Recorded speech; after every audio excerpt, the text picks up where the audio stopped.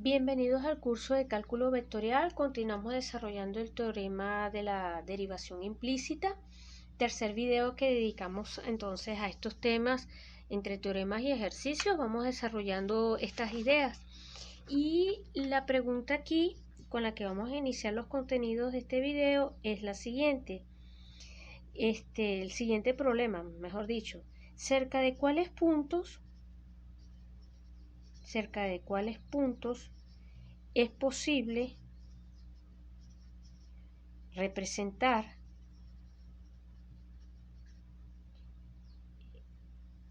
la siguiente relación. Si tenemos la siguiente relación, x al cubo más 3y cuadrado más 8xz al cuadrado menos 3z al cubo por y igual 1, como gráfica o como despeje de z en función de las otras variables x y. ¿Ok? Entonces tenemos esta relación dada por esta identidad, por esta fórmula implícita. Nos preguntamos cuándo podemos despejar la z, para cuáles puntos este despeje va a ser posible. Esto es un ejercicio en donde se aplica el teorema de la función implícita de la siguiente manera. Entonces aquí consideramos la función f de x, y, z, que va a venir definida como x al cubo más 3y al cuadrado más 8x por z al cuadrado menos 3z al cubo por y menos 1. ¿Ok? Acá está como un poquito apretado, ¿no? La cosa. Entonces, mejoremos z al cubo por y menos 1. Tenemos nuestra función f. No sabemos los puntos. Vamos a determinarlos. Y para ello, aplicando el teorema de la función inversa, nosotros necesitamos construir o considerar las derivadas parciales. Las derivadas parciales serían f de x, en este caso sería 3x cuadrado, acá sería derivo acá, entonces acá derivo quedaría más 8z al cuadrado, lo demás se me anula, f de y entonces sería 6y, depende de y acá y depende de aquí de y acá, entonces sería menos 3z al cubo, y f de z en este caso sería, acá depende de z, entonces sería 16x por z menos, y acá derivo con respecto a z, 3 por 3 da 9, 9z al cuadrado por y. Tenemos entonces esas derivadas parciales. Estas derivadas tenemos que tanto f como todas ellas, f de x, f de y, f de z, son continuas, todas ellas son continuas en R, con respecto a todas sus variables, ¿verdad? Son continuas y necesitamos que la derivada de f de z sea distinto de 0 si y solamente si 16xz menos 9z al cuadrado por y es distinto de 0. Necesitamos esa condición. Ahora bien, ¿cuándo se va a cumplir esa última condición? Esa última condición, f de z va a ser distinto de 0 siempre que tengamos que este factor que está acá, 16xz, insisto, 9z al cuadrado por y, sea distinto de 0. Y haciendo esto, aquí podemos factorizar z que multiplica 16x menos 9z por y sea distinto de 0. Entonces vamos a ver cuándo esto se anula y descartamos los casos.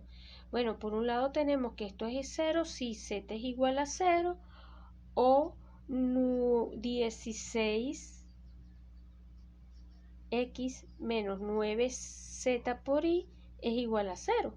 Entonces esto va a ser distinto de 0 si esto es distinto de 0 y esto es distinto de 0. Ahora, necesitamos entonces, por un lado, pedir, por lo tanto, podemos aplicar el teorema de la función inversa y el teorema de la función implícita, y el teorema de la función implícita nos dice cuándo podemos despejar, siempre que tengamos que z, vamos a ponerlo así, que z sea distinto de 0 y además que 16x sea distinto de 9z por i, es decir, que z sea distinto, despejando aquí la z, por supuesto, que 16x entre 9i. Ahora nos gustaría brindar una motivación para presentarles otra versión más ampliada del teorema de la función implícita. Entonces, fíjense, por un momento, consideremos este sistema de ecuaciones. V más BB menos K sub 1 de X igual 0 y C por U más D por B menos K sub 2 de Y igual 0. Supongamos que tenemos este sistema de ecuaciones. Nosotros podemos, de este sistema, podemos despejar, supónganse ustedes, las variables x, y en función de las otras variables, en este caso v, si y solamente si delta, que vamos a llamar el determinante de a, b, c, d, es distinto de 0, donde a, b y c, d son las constantes que multiplican que aparecen en esta ecuación. Esto es de álgebra lineal. Podemos resolver ese sistema bajo esta condición. Ahora, si nosotros consideramos el sistema, pero en vez de tener acá estas constantes, aquí igualamos y consideramos f de 1 de xy y consideramos acá f de 2 de xy, el problema o el planteamiento es análogo. El problema es análogo, ¿ok? Ahora, si consideramos un sistema no lineal, si consideramos el sistema, vamos a poder escribirlo aquí, G1 de V igual a F de 1 de XY y G2 de V igual a F de 2 de XY, ¿verdad? Vamos a suponer que este es un sistema no lineal. El sistema, vamos a suponer que es no lineal, pero separable. ¿Ok? Separable. La pregunta acá es, ¿podemos despejar X y Y? ¿Podemos despejar las variables X y Y? Bueno, si pudiésemos despejar, ok, vamos a decirlo así, si pudiésemos despejar, tendríamos u igual a una cierta función phi de xy y tendríamos b una cierta función phi2 en función de xy en un cierto punto de coordenadas u sub 0, b sub 0, x sub 0 y y sub 0. Esto es aplicando el teorema de la función inversa, tal que f de p sub 0 fuese igual a g de p sub 0 y eso tuviese que ser igual a 0. Entonces, en ese caso, si pudiésemos despejar las funciones u y b en términos de x, y en un punto tal que se cumpla esto, se tendría lo siguiente. Se tendría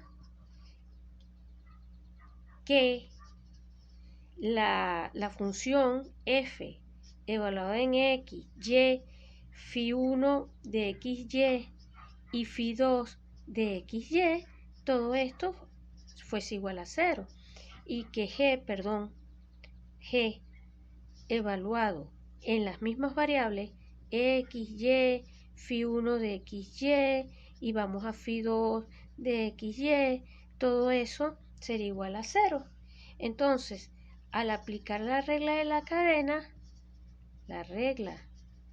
la cadena, nosotros podemos observar que la derivada de x con respecto a dx, permítame escribirlo así, más la derivada de y, o bueno, vamos a ponerlo así para que todavía quede más xx. Ok, la derivada de y aquí sería y sub x, más la derivada de u por u de x, más la derivada de f con respecto a b por b de x, va a tener que ser igual a 0, derivando arriba.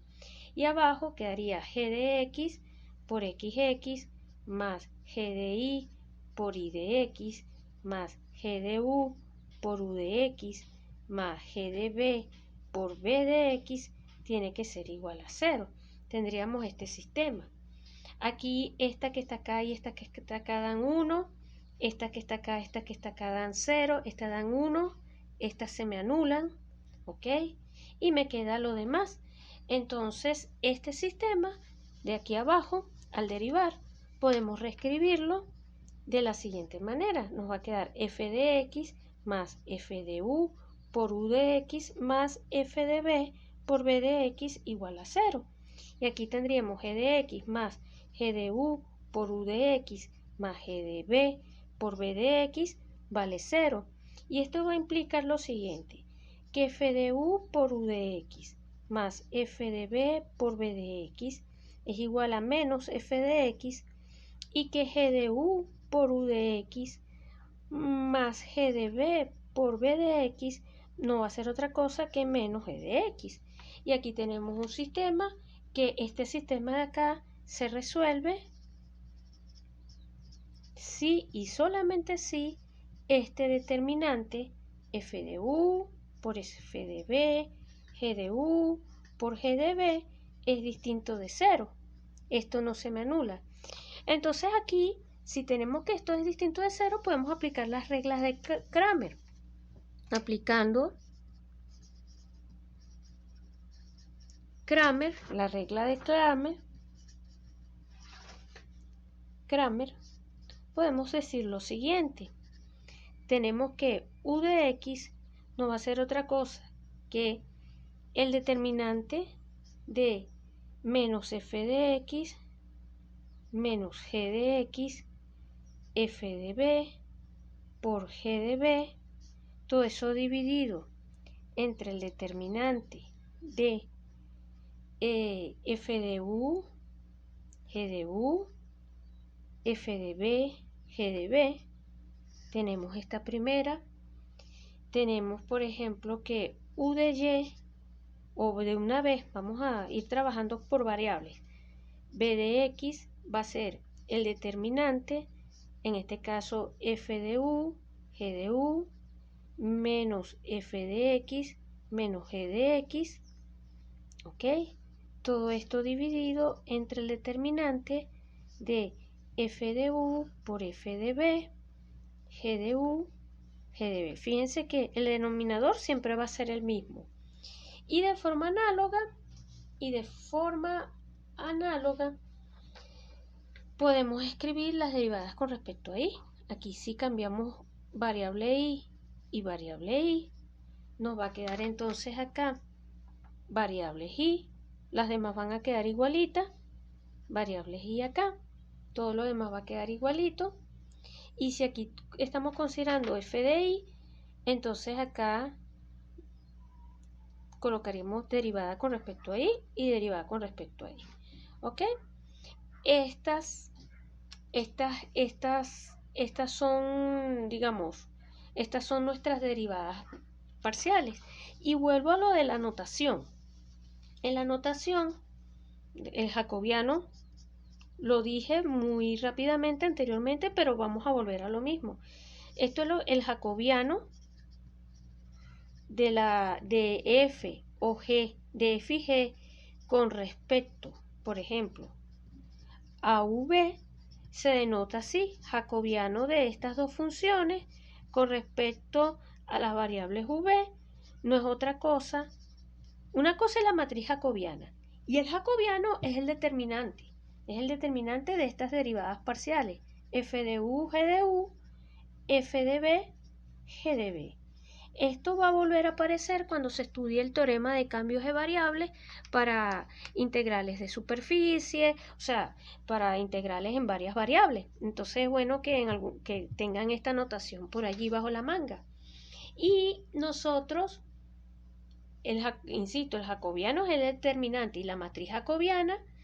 En este caso, si ustedes piensan en W como la función, el campo vectorial formada por F y por G, entonces W, que sería esto, o sea, G de W, que sería la matriz jacobiana, sería F de U, F de B, G de U y G de B.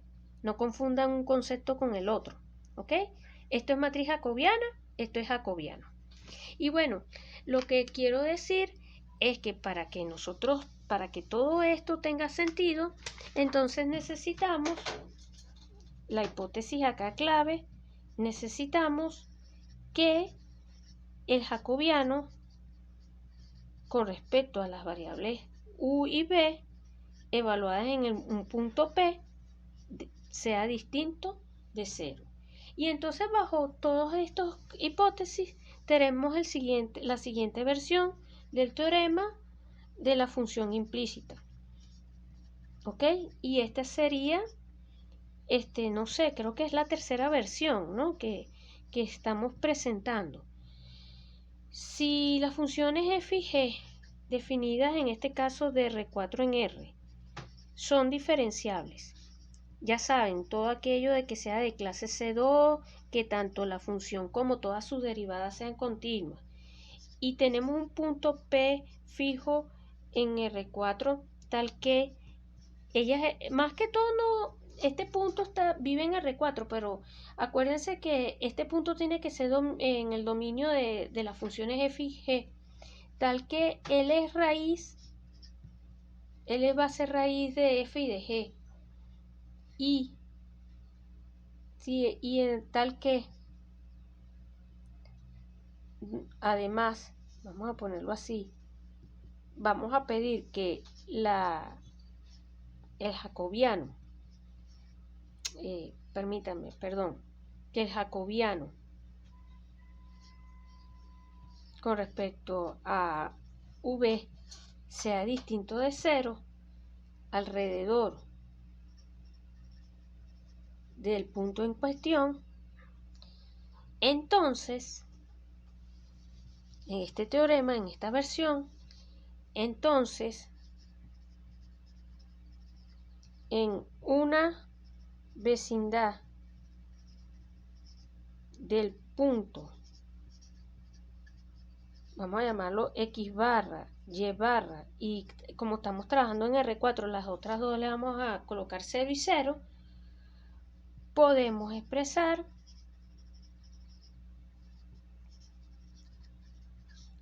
U y B en función de las variables X, y las derivadas